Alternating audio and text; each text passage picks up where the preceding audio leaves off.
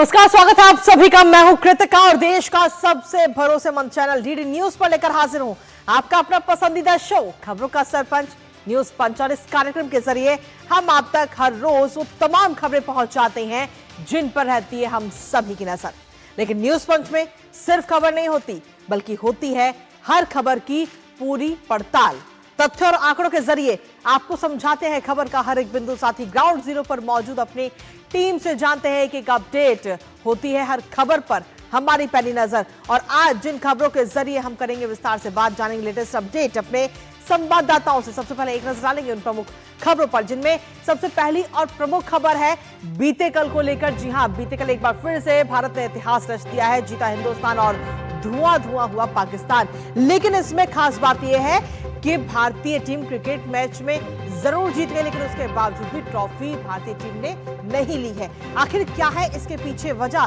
क्यों भारतीय टीम ने बिना ट्रॉफी के ही जीत का जश्न सेलिब्रेशन किया? बताएंगे इस खबर के बारे में विस्तार से आपको। लेकिन इसके साथ ही जो दूसरी प्रमुख खबर है वो भी आपको बता दें। दूसरी जो खबर है वो है रेल यात्रियों से जुड़ी, जहां कंफर्म टिकट दिवाली हो या छठ। जी हां, बिहार को आज ये बड़ी सौगात मिलने जा रही है, क्योंकि त्योहारों का ये सीजन है और दिवाली और छठ सबसे बड़े त्योहारों में गिना जाता है। ऐसे में बहुत सारे लोग ऐसे हैं जो त्योहारों पर अपने घर जाते हैं, लेकिन टिकट में कंफर्म ना मिलने की वजह से वो अपने परिवार के साथ त्योहार नहीं मना पाते। लेकिन इस बार ये सौगात खासतौर पर बिहार को दी जा रही है। आखिर क्या है ये सौगात, बताएंगे विस्तार से। इसके साथ ही जो तीसरी प्रमुख खबर ईरान को लेकर। जी हां, ईरान में इस वक्त संयुक्त राष्ट्र की तरफ से बड़ा कदम उठाया गया और ईरान पर प्रतिबंध लगाए गए हैं। आखिर ये प्रतिबंध ईरान पर क्यों लगाए गए हैं, क्या इसके पीछे कारण है, क्या वजह है और इसका असर ईरान पर क्या होगा, बताएंगे इस खबर के बारे में विस्तार से। और साथ ही ईरान अब कैसे इन प्रतिबंधों से निपटेगा। तो ये है प्रमुख खबर आज की, जिन पर हम करेंगे विस्तार से बात और जानेंगे एक अपडेट अपने संवाददाताओं से। लेकिन इसमें सबसे पहली और प्रमुख खबर का रुख कर लेते हैं, जहां रणभूमि में गरजे शेर और पाकिस्तान हो गया ढेर। जी हां, बीते कल क्रिकेट के मैदान पर हिंदुस्तान ने वो कर दिखाया जिसकी गूंज सरहद पार तक सुनाई दी गई, क्योंकि कल का मैच किसी जंग से कम नहीं था। बल्ले और गेंद ने मिलकर पाकिस्तान टीम का ऐसा हाल किया कि पाकिस्तान धुआं धुआं नजर आया। ऑपरेशन सिंदूर की तरह ही भारतीय टीम ने मैदान पर ऐसा हमला बोला कि पाकिस्तान जीत से कोसों दूर रह गया। त्योहार से पहले ही हिंदुस्तानियों को दिवाली का ये तोहफा मिल गया। चौकों छक्कों का धमाका और विकेटों की बरसात ने पाकिस्तान को बुरी तरह से धो डाला। हर खिलाड़ी ने अपनी जिम्मेदारी निभाई भारतीय टीम में और मिलकर जीत की ये शानदार इबारत लिखी। कल का दिन हर हिंदुस्तानी क्रिकेट फैन के लिए यादगार रहेगा, क्योंकि जीत सिर्फ स्कोर बोर्ड पर नहीं बल्कि जज्बे में दर्ज हुई। पाकिस्तान लाख तमाम कोशिशें करता रहा, लेकिन हमारी टीम इंडिया ने कि जुनून और जोश के आगे सब बेअसर रहा। एक तरफ जीत तो वहीं दूसरी ओर हाई वोल्टेज ड्रामा भी बीते कल दुबई में ग्राउंड पर नजर आया। करेंगे चर्चा अपने संवाददाता से, उससे पहले आपको दिखाते हैं दुबई में हाई वोल्टेज ड्रामा। तो जी हां, जहां आपको बता दें कि दुबई में ये हाई वोल्टेज ड्रामा देखने को मिला है, जिसमें खासतौर पर अगर हम देखें तो हैंडशेक विवाद के बाद अब ये ट्रॉफी कंट्रोवर्सी इस वक्त नजर आ रही है। और जिसमें खासतौर पर आपको बता दें कि कल की कई सारी तस्वीरें भी सामने आई, जिसमें हैंडशेक विवाद के बाद में ट्रॉफी पर कंट्रोवर्सी हुई और भारत का मोहसिन नकवी से कप लेने से भारतीय टीम ने साफ तौर पर इनकार कर दिया। उन्होंने कहा कि इनके अलावा अगर कोई भी व्यक्ति अगर कप देगा, ट्रॉफी देगा तो हम स्वीकार करेंगे, वरना हम ये ट्रॉफी नहीं लेंगे।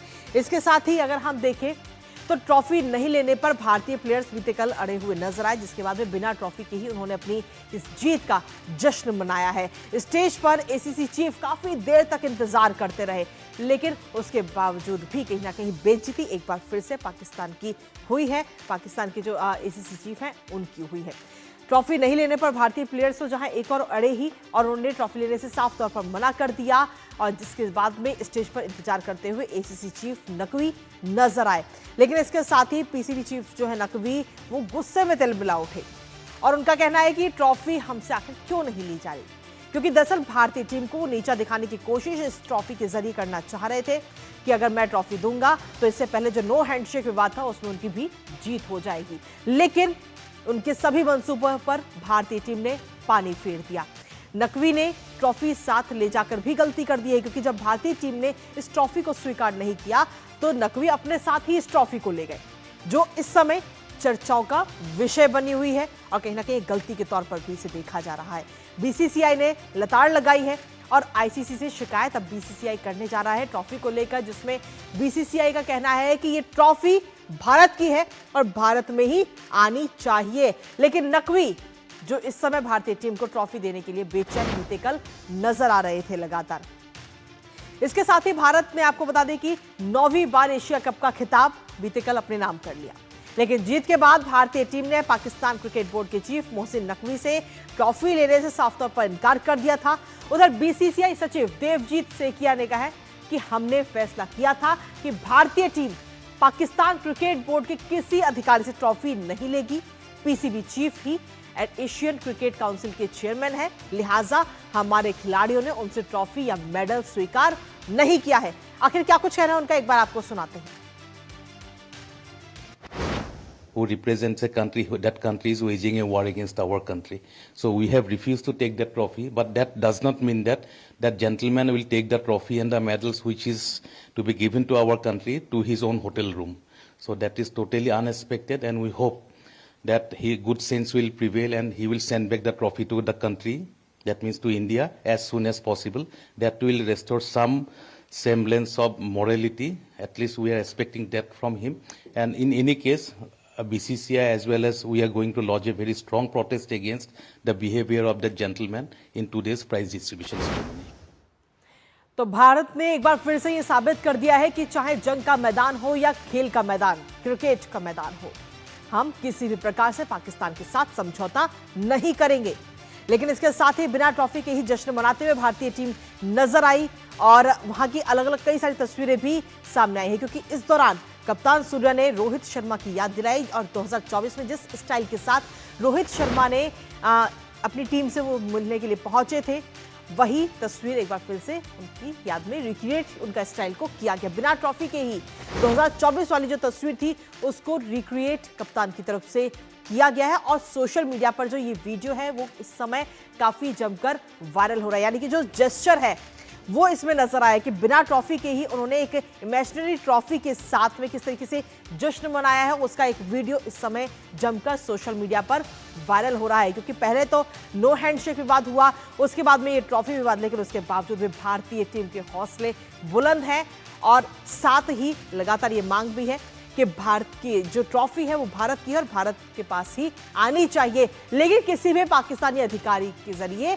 उस ट्रॉफी को स्वीकार बिल्कुल भी किसी भी शर्तों पे नहीं किया जाएगा। इसके साथ ही इस जीत के बाद प्रधानमंत्री नरेंद्र मोदी का सोशल मीडिया प्लेटफॉर्म एक्स पर एक पोस्ट है जो इस समय काफी ज्यादा वायरल भी हो रहा है। आखिर सोशल मीडिया पर प्रधानमंत्री ने क्या कुछ लिखा है वो आपको बताते हैं। उन्होंने लिखा कि खेल के मैदान पर भी ऑपरेशन सिंदूर, यहां भी नतीजा वही, भारत की जीत, हमारे क्रिकेटरों को इसके लिए बधाई। तो ये post social media platform x पर प्रधानमंत्री नरेंद्र मोदी की तरफ से किया गया, जिसके बाद में ये काफी वायरल हो रहा है और सीधे तौर पर यह कहा जा सकता है कि चाहे जंग का मैदान हो या खेल का मैदान, भारत सर्वोपरि था, सर्वोपरि है और सर्वोपरि ही रहेगा। अजय था, अजय है और अजय रहेगा। लेकिन इसके साथ ही जो ये पूरा एशिया कप के दौरान इतने सारे मैचेस हमने देखे, इस दौरान पाकिस्तान की टीम लगातार विवादों में ही फंसती हुई नजर आई है। कई ऐसे विवाद सामने आए हैं जिनको लेकर पाकिस्तान की थू-थू हुई है। आखिर कौन कौन से वो विवाद थे, एक नजर उन पर डाल लेते हैं, जिसमें सबसे पहला विवाद आता है नो हैंडशेक विवाद। 14 सितंबर का वो दिन जहां ग्रुप स्टेज का मुकाबला था और 7 विकेट से भारत ने जीत हासिल की थी पाकिस्तान को हरा करके, और हराने के बाद में एक लास्ट में जो जेस्चर दिया जाता है कि खिलाड़ी एक दूसरे के साथ मिलते हैं, हाथ मिलाते हुए नजर आते हैं पाकिस्तान, लेकिन भारत ने इस बार हाथ नहीं मिलाया था, जिसको लेकर काफी नाराजगी पाकिस्तान में नजर आई। और इस नो हैंडशेक विवाद का सीधे तौर पर असर बाकी के अगले मैचों पर नजर आया, जहां पीसीबी ने आईसीसी के सामने 2 शर्तें रख दी, जिसमें पहली मांग थी कि मैच रेफरी एंडी पाइक्रॉफ्ट को बदला जाए। ये बात उनकी तरफ से कही गई है, पहली शर्त रखी गई थी इस विवाद के बाद में। और इसके साथ ही जो दूसरी शर्त थी वो थी भारतीय टीम के खिलाफ कार्रवाई की जाए। और इसके साथ ही आपको बता दें कि 7 विकेट से भारत ने जीत तो दर्ज की ही, लेकिन इसके साथ ही पाकिस्तानी खिलाड़ियों के इशारे भी काफी इस बार वायरल हुए। जहां सुपर 4 मैच में हैंडशेक तो नहीं हुआ, लेकिन वहीं जब खेल चल रहा था तो उस दौरान अलग अलग इशारे पाकिस्तानी खिलाड़ियों की तरफ से किए गए। साहिबजादा फरहान ने अर्धशतक के बाद में गन सेलिब्रेशन की तरह ये तस्वीर में फोटो क्लिक कराई, वीडियो भी सामने आई इसकी, और वो भी आपको दिखा रहे हैं। जिसके बाद हारिस रऊफ ने भी विमान क्रैश का इशारा किया था, लेकिन हमारी टीम ने यानी कि बुमराह ने उसका बदला लिया और रऊफ को क्लीन बोल्ड करते हुए वो नजर आए। तो पाकिस्तान के एक बार फिर से भयानक घनघोर ये बेइज्जती हुई है और भारत ने एक बार फिर से ये जीत दर्ज करते हुए एशिया कप अपने नाम कर लिया है। लेकिन उसके बावजूद भी बिना ट्रॉफी के ही भारत की जो टीम है उसने जीत का ये जश्न मनाया है, क्योंकि शर्त थी कि जो पीसीबी के प्रमुख हैं वो इस ट्रॉफी को भारतीय टीम को देंगे, जिसकी वजह से भारतीय टीम ने साफ तौर पर इनकार कर दिया कि हम पाकिस्तान के किसी भी अधिकारी हो, मंत्री हो या कोई भी अन्य व्यक्ति हो, हम पाकिस्तान के किसी भी व्यक्ति से हम ट्रॉफी एक्सेप्ट नहीं करेंगे। जिसके बाद में बिना ट्रॉफी के ही भारतीय टीम ये जश्न मनाती हुई नजर आई और इस जश्न की कई सारी तस्वीरें अलग अलग जगह पर नजर भी आ रही हैं। हमारे साथ हमारे सहयोगी मुकेश शुक्ला इस वक्त जुड़ गए हैं, जो इस वक्त दुबई में ही मौजूद हैं। मुकेश, सीधा आपका रुख करेंगे। सीधे तौर पर कल कई सारी तस्वीरें हमने देखी, लेकिन भारत ने जो ये जीत दर्ज की है उसका जय घोष कहें या भारतीय टीम, भारत का जो हर एक व्यक्ति है वो इस वक्त गर्व कर रहा है अपनी टीम पर। खुद प्रधानमंत्री नरेंद्र मोदी ने भी इसको लेकर बधाई दी, शुभकामनाएं दी और ऑपरेशन सिंदूर का भी जिक्र हुआ। बिल्कुल कृतिका, जिस तरह से डे 1 से अगर आप देखें पाकिस्तान के खिलाफ ये एशिया कप जब शुरू हुआ और वहां पर नो हैंडशेक से लेकर के और जो कल बीती रात हुआ वहां पर मैच खत्म होने के बाद, ये तमाम चीजें दिखाता है कि पाकिस्तान के अंदर कितना एग्रेशन था, किस तरह की उनकी रणनीति थी। बार बार ऐसा दोहरा रवैया, दोहरा मापदंड, अगर चाहते तो नकवी किसी और को आगे करके उसको ट्रॉफी को हैंड ओवर करा सकते थे। और देखिए कृतिका, पहले जब होता है कि आप मैच जीते, वहां पर आपको आना प्रेजेंटेशन एरिया में, तो पाकिस्तान की टीम आई ही नहीं। उसके बाद उनको मनाया गया कि भाई आप आ जाओ, क्यों बेइज्जती करा रहे हो। आप आ गए, 1 घंटे बाद जो भी 40 मिनट के आसपास लगा, उसके बाद जो है कि मोहसिन नकवी जो है वो उससे भारत ने मना कर दिया, तो उन्होंने भी कुछ जेस्चर नहीं दिखाया कि भाई नहीं, बगल में शेख अबू धाबी के उनके एमिरेट्स के मेंबर्स भी थे, उनसे करा लें या किसी और डिग्नेटरी से करा लें। वो ट्रॉफी लेके चले गए। यानी आप देखिए कि मतलब मेरा बैट मैं ही खेलूंगा, नहीं तो मैं नहीं खेलने दूंगा, ये वाली स्थिति वहां पर हो गई। और उसके बाद इंडिया टीम जो थी वो अपने फुल गेस्टर में थी, उन्होंने पूरा एंजॉय किया, वो बैठे रहे, अपना देखते रहे क्या कुछ चल रहा है। और उसके बाद सूर्य कुमार यादव एंड कंपनी, पहले हार्दिक पांड्या जाते हैं और पोडियम पे बैठ जाते हैं, उसके बगल में शिवम दुबे, एक एक करके पूरी टीम वहां पर असेंबल होती है और वो लोग खुद ही सेलिब्रेशन करने लग जाते हैं। और वहां पर जितने स्पेक्टेटर थे वो बड़ा एंजॉय कर रहे थे भारतीय टीम के इस तरह के पूरे मोमेंट को, क्योंकि ऐसा इतिहास में पहली बार आपने देखा होगा कि विजेता टीम को ट्रॉफी ही नहीं दी गई और उन्हें वहां से खाली हाथ भेज दिया गया, ना उन्हें कोई मेडल दिया गया। और सबसे बड़ी बात, मोहसिन नकवी अपने भी प्लेयर को मेडल नहीं पहनाने के लिए वहां पर राजी हुए। वो भी मेडल आप देखिए कि किसी और ने ही पहनाया, उन्होंने नहीं पहनाया। तो यानी मोहसिन नकवी को पता था कि उनका बहुत ज्यादा दबदबा है नहीं पीसीबी के ऊपर, प्लेयर्स उनकी सुनते नहीं है। यूएई के मैच के खिलाफ हमने देखा, पहले मैच खेलने से मना कर दिया, फिर वहां पर मोहसिन नकवी ने उनको समझाया, लेकर के आया, 1-1.5 घंटे बाद तो उन्होंने प्रेस कॉन्फ्रेंस वहां पर स्किप कर दी। यानी ये भी बड़ी बात हुआ। कल ये प्रेस कॉन्फ्रेंस में पूछा गया सलमान अली आगा से, पाकिस्तान के कप्तान, कि आप कहते हो कि भारत अपना गलत गेस्चर दिखा रहा है, तो आपने कौन सा सही गेस्चर दिखाया, आपने भी तो वही सारी चीजें करी। और जो कल आपने देखा हारिस रऊफ को बुमराह ने बोल्ड किया और कितना वीडियो हारिस रऊफ का वायरल हुआ था, उस पर आईसीसी ने उनको पेनलाइज भी किया 30% के आसपास। लेकिन कल जैसे ही आउट हुआ तो बुमराह ने एक इशारा करके बताया कि भाई तुम्हारा भी प्लेन क्रैश हो गया। यानी हारिस रऊफ पहले आप जाइए और फिर बाद में बात करेंगे। तो ऑपरेशन सिंदूर का भी यहां जिक्र किया प्राइम मिनिस्टर ने। और उसके बाद सबसे बड़ा जो स्टेटमेंट यहां दिया सूर्य कुमार यादव ने, प्रेस कॉन्फ्रेंस खत्म होते ही उन्होंने बोला पूरी एशिया कप की फीस उन्होंने अपने आर्म फोर्स को डोनेट कर दिया। यानी डे 1 से लेके और डे लास्ट तक वो अपनी भारतीय सेना के साथ खड़े रहे और उन्होंने बोला इसके लिए जो भी सजा होगी उसके लिए कोई परवाह नहीं। चलिए, बहुत बहुत शुक्रिया मुकेश, तमाम जानकारी और अपडेट्स हमारे साथ साझा करने के लिए, इस पूरी महत्वपूर्ण खबर से जुड़े हुए। और इसी के साथ चलिए अब न्यूज पंच में अगली महत्वपूर्ण खबर का रुख करते हैं, जहां पटना वासियों के लिए खुशखबरी है। भारतीय रेलवे छठ पूजा से पहले 7 नई ट्रेनें शुरू करने जा रहा है, जिसमें 3 अमृत भारत एक्सप्रेस ट्रेन भी शामिल है। ये ट्रेनें खासतौर पर उन लोगों को सुविधा देगी जो अपने घरों से, परिवारों से दूर रहकर नौकरी करने के लिए या कुछ भी काम करने के लिए बाहर रहते हैं और छठ पूजा के पर्व पर अपने घर आते हैं। पर कई बार ऐसा होता है कि उन्हें ट्रेन की टिकट ही नहीं मिल पाती और ऐसे में वो ट्रेनें उन्हें उनके घर पहुंचाएंगी। उप मुख्यमंत्री सम्राट चौधरी पटना जंक्शन से इन ट्रेनों को सौगात देंगे और साथ ही आपको यह भी बता दें कि इससे पटना नवादा से सीधे जुड़ जाएगा और कई नए मार्गों पर ट्रेनों की सुविधा भी मिलेगी।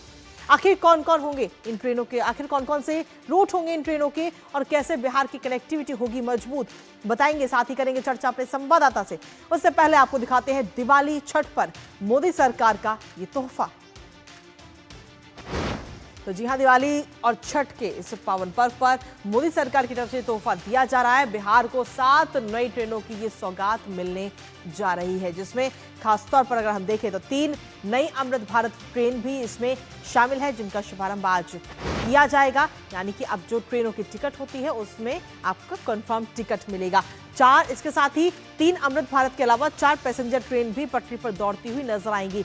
कुल मिलाकर ये 7 ट्रेनों की सौगात आज बिहार को मिलने जा रही है। साथ ही त्योहारों के सीजन में सीधे तौर पर आम लोग जो हैं, जो दिल्ली या कहीं और से सीधा रुख करते हैं बिहार का, अपने परिवार के पास जाते हैं, उनको इसका फायदा मिलेगा। सम्राट चौधरी पटना जंक्शन से इन 7 ट्रेनों को हरी झंडी दिखाते हुए नजर आएंगे। इसके साथ ही वीडियो कॉन्फ्रेंसिंग के जरिए रेल मंत्री अश्विनी वैष्णव भी इस पूरे कार्यक्रम में जुड़ेंगे और इन 7 ट्रेनों के मिलने के बाद में बिहार की जो कनेक्टिविटी है वो भी और ज्यादा मजबूत होती हुई नजर आएगी, क्योंकि कई नए मार्गों पर ट्रेनों के आने के बाद में सुविधा भी होगी।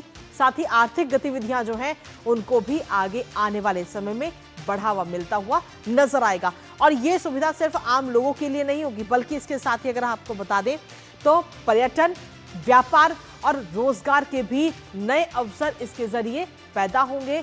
खासतौर पर तेलंगाना, राजस्थान और दिल्ली से जो दूरी है बिहार की, वो अब कम होगी, जिसके जरिए 3 अमृत भारत एक्सप्रेस ट्रेनों की इस वक्त सौगात भी दी जाएगी। तो कुल मिलाकर ये 7 ट्रेनें होंगी, जिसमें अलग अलग रूट पर ये ट्रेनें चलेंगी। मुजफ्फरपुर से हैदराबाद के समीप चर्लपल्ली के बीच ये ट्रेन दौड़ती हुई नजर आएगी और जब ये 7 ट्रेनों की सौगात जब बिहार को मिलेगी तो इससे आर्थिक गतिविधि का भी असर मिलेगा। पर्यटन, व्यापार और रोजगार के भी नए अवसर इसके जरिए पैदा होंगे। खासतौर पर जो लोग त्योहार मनाने के लिए अपने घर जाते हैं लेकिन टिकट नहीं होने की वजह से वो त्योहार पर अपने परिवार से दूर रहते हैं, उनके लिए सबसे फायदे वाली ये खबर है, क्योंकि अब 7 ट्रेनों की ये सौगात मिलने जा रही है। कई नए मार्गों पर ये ट्रेन दौड़ती हुई नजर आएगी और इससे आम लोगों को सीधे तौर पर सुविधा होगी, लेकिन इसके साथ ही आर्थिक गतिविधियों को भी बढ़ावा इसके जरिए मिलेगा। साथ ही आपको बता दें कि दरभंगा से अजमेर के मुजफ्फरपुर से हैदराबाद के समीप चर्लपल्ली के बीच में ये ट्रेन दौड़ती हुई नजर आएगी। उसके बाद में दरभंगा से अजमेर के समीप मदार जंक्शन के बीच ये जो ट्रेन है वो दौड़ेगी और अगली ट्रेन जो है वो है छपरा से आनंद विहार टर्मिनल के बीच ये ट्रेन चलती हुई नजर आएगी। तो ये तो वो 3 अमृत भारत ट्रेन हो गई। इसके साथ ही 6 दिन पैसेंजर ट्रेन जो है वो 6 दिन दौड़ेगी, जो कि नवादा, पटना, नवादा, जम्मू, शेखपुरा के उस पर दौड़ेगी, जिसमें खासतौर पर आपको बता दें कि जो बरबीघा है वहां से बिहार शरीफ और इस्लामपुर पटना, इस्लामपुर जम्मू भी ये ट्रेन जाएगी। तो कुल 4 ये पैसेंजर ट्रेन है जिनकी सौगात इस बार मिलने जा रही है। पटना बक्सर पटना ये फर्स्ट पैसेंजर ट्रेन होगी। इसके साथ ही अगर हम अगली ट्रेन की बात करें तो झाझा दानपुर झाझा ये फास्ट पैसेंजर ट्रेन होगी, जिसकी सौगात मिलने जा रही है। तो ये ट्रेनें जो हैं, जो पैसेंजर ट्रेनें हैं, वो 6 दिन दौड़ती हुई नजर आएगी। आम लोगों को इससे फायदा मिलेगा, पर्यटन को भी फायदा मिलेगा, व्यापारियों को इससे फायदा मिलेगा। हमारे साथ हमारे सहयोगी मुजफ्फरपुर से इस वक्त जुड़ रहे हैं राजेश राज, सीधा उनका रुख करते हैं। राजेश, क्योंकि आप खुद वहां पर मौजूद हैं, वहां पर तमाम लोग भी होंगे, उनके अंदर खुशी और उत्साह भी होगा कि अब छठ पूजा और दिवाली का जो पर्व है वो अपने परिवार के साथ मना सकेंगे, जो खास तौर पर अपने परिवार से दूर रहते हैं नौकरी पेशा के लिए या किसी भी व्यापार के लिए। देखिए, निश्चित तौर पर जो नवरात्रि के मौके पर 7 रेलवे जो है भारतीय रेल के द्वारा 7 ट्रेनों का तोहफा बिहार को दिया जा रहा है। निश्चित तौर पर जो त्यौहार की मिठास है उसमें कहीं ना कहीं बढ़ोतरी होगी और मिठाई की जो मिठास है उसकी खुशबू तो बढ़ेगी ही, रेल के सुहाने सफ़र की जो मिठास है वह भी बिहार में बढ़ जाएगी। अमृत भारत ट्रेन में अभी डीडी न्यूज दिल्ली की टीम सफर करेगी, वो ट्रेन यहाँ पर अभी मौजूद है। आप देख सकते हैं कि इसी ट्रेन से हम सफर करेंगे पटना पाटलिपुत्रा तक और यह ट्रेन हैदराबाद जाएगी, यानी उत्तर भारत को सीधा हम दक्षिण भारत से ये जोड़ने का जो संकल्प है वह साफ दिखाई पड़ रहा है। और प्रधानमंत्री ये कहते रहे हैं कि पूर्वोदय के विकास के बिना देश का विकास संभव नहीं है। तो आप ये देखिए कि ये पूर्वोदय जाने वाली जो ये ट्रेन है, ये कहीं ना कहीं पूर्वोदय से दक्षिण भारत की तरफ जाने वाली जो ये ट्रेन है, ये अत्यंत महत्वाकांक्षी ट्रेन है जो सज धज कर तैयार है। और इस ट्रेन को यहाँ पर जो मुजफ्फरपुर के सांसद हैं और केंद्रीय मंत्री हैं, राज्य मंत्री डॉक्टर राजभूषण चौधरी निषाद, वो मुजफ्फरपुर जंक्शन पर अभी मौजूद हैं। रेल मंत्री अश्विनी वैष्णव वीडियो कॉन्फ्रेंसिंग से रेल भवन दिल्ली से इसे हरी झंडी दिखाएंगे। वहीं पटना जंक्शन पर बिहार के उप मुख्यमंत्री सम्राट चौधरी मौजूद होंगे। तो कुल मिलाकर हम कह सकते हैं कि भारतीय रेल की जो तैयारियां हैं वो मुकम्मल है और भारतीय रेल लगातार ये कोशिश कर रहा है कि बिहार के चप्पे चप्पे को वंदे भारत और अमृत भारत जैसी महत्वाकांक्षी ट्रेनों के जरिए इसे कनेक्ट किया जाए। लगातार ये सवाल उठते रहे हैं कि हाई क्लास ट्रेनें जो है वो चल रही हैं, लेकिन सामान्य बोगियों में सफर करने वाले जो मुसाफिर हैं उनको सुविधा नहीं मिलती है। लेकिन यह जो अमृत भारत ट्रेन है कृतिका, यह सामान्य बोगियों में सफर करने वाले लोगों की अरमान को बढ़ाएगा। यह बिल्कुल पुशपुल ट्रेन है और वंदे भारत की तरह अत्याधुनिक जो है इसकी सीटें हैं। सिर्फ ये एसी कोच से लवरेज नहीं है, इसमें वातानुकूलित डब्बे नहीं है, यानी सामान्य बोगियों में सफर करने वाले समाज के अंतिम तबके के लिए अमृत भारत ट्रेन की परिकल्पना की गई है। जो ट्रेन गरीब लोगों के उम्मीदों पर खड़ा उतरेगा। बहुत बहुत शुक्रिया राजेश, तमाम जानकारी और अपडेट्स हमारे साथ साझा करने के लिए। इस महत्वपूर्ण खबर से जुड़ी और इसी बीच न्यूज पंच में वक्त हो चुका है एक छोटे से ब्रेक का। ब्रेक के बाद आपको दिखाएंगे अंतर्राष्ट्रीय जगत से जुड़ी हुई इस वक्त की बड़ी और महत्वपूर्ण खबर।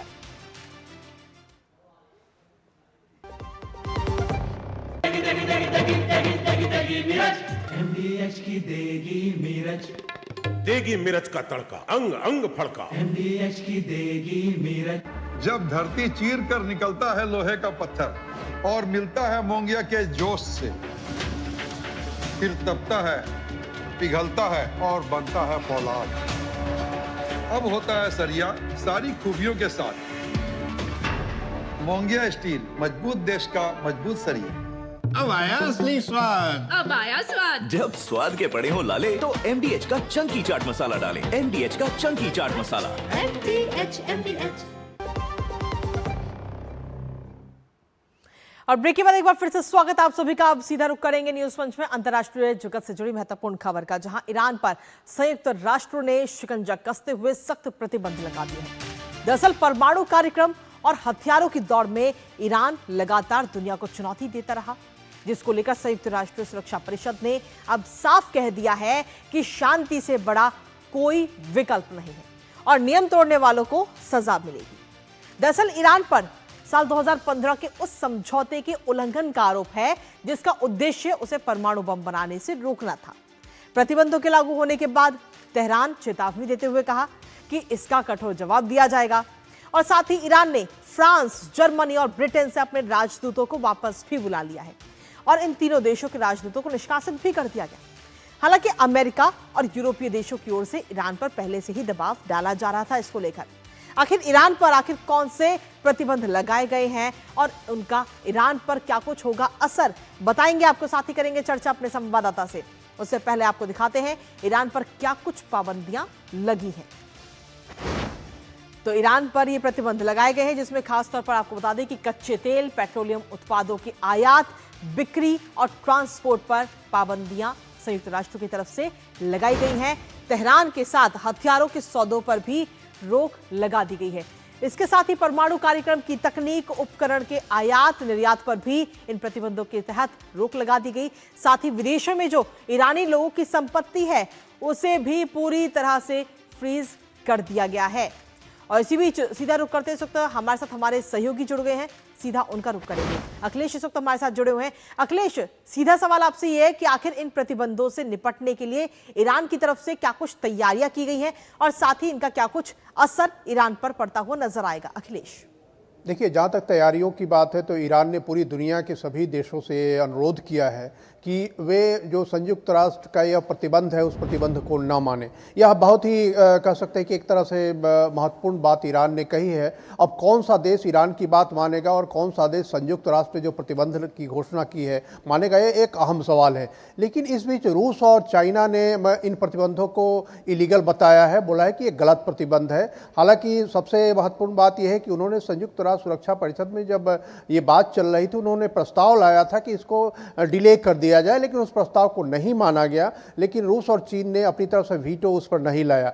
तो मतलब है कि रूस और चीन जो है वो वीटो तो नहीं लगाएंगे, लेकिन उन प्रतिबंधों को भी नहीं मानेंगे जो संयुक्त राष्ट्र ने लगाया है। इधर रूस का एक विमान पहुंच गया है तेहरान में और चाइना का भी एक विमान पहुंचा है तेहरान में, उनको आवश्यक मदद देने के लिए अगर कोई संकट की स्थिति है। और लेकिन जो खास बात यह है, इस पूरे मसले पे देखने वाली बात है कि एक सप्ताह बाद यूरोप का भी प्रतिबंध ईरान पे लगने वाला है। तो ईरान की मुश्किलें अभी बढ़ने वाली हैं। और आइए, ये क्या कोई भी जांच उन्होंने मानने से इनकार कर दिया है। तो एक तरह से कहें कि ईरान के लिए संकट काफी गहरा हो गया है और ऐसी स्थिति में ईरान को अपनी पूरी राजनीति पे, पूरी टैक्टिक्स पे पुनर्विचार करना पड़ेगा कि किस तरह से अपनी जनता पर अपनी नजर लगातार बनाए रखिएगा। लेकिन इसी के साथ फिलहाल हमारे साथ तमाम जानकारी साझा करने के लिए बहुत बहुत शुक्रिया आपका। और इसी के साथ फिलहाल न्यूज़ पंच मुझे और हमारी पूरी टीम को दीजिए अनुमति। दोपहर 2 बजे फिर होगी आपसे मुलाकात। तब तक के लिए नमस्कार।